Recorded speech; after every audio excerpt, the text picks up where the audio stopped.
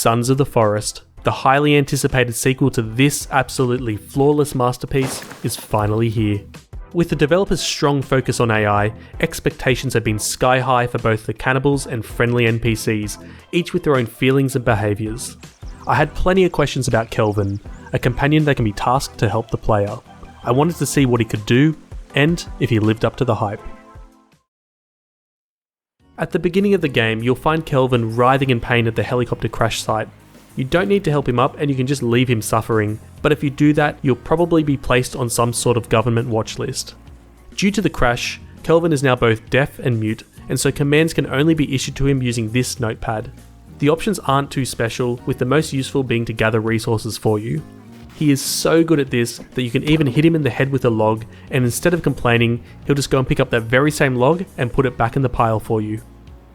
Other commands that you give him are contextual. For example, if you've started building a structure, you can ask him to help complete it, or if you're near the water, you can ask him to get you some fish. He's like a friend in multiplayer that can help take care of some of the tedious gathering of materials, but instead of using up your resources, he just eats poisonous berries. And also, just like a friend in multiplayer, he'll probably end up wrecking your shit.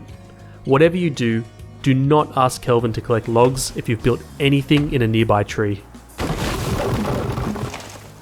I did also think it was a very interesting choice to give Kelvin the power to teleport matter and also make it disappear. Despite these superpowers, Kelvin doesn't get involved in combat.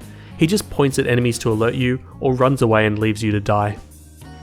The devs did a fantastic job of showing off Kelvin's brain damage via his pathfinding.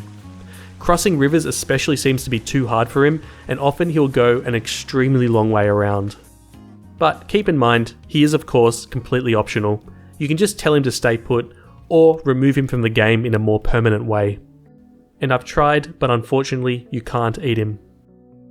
Overall, Kelvin is an interesting solution to cutting down on tedious resource gathering. He makes perfect sense as a builder's assistant, but don't expect much more than that.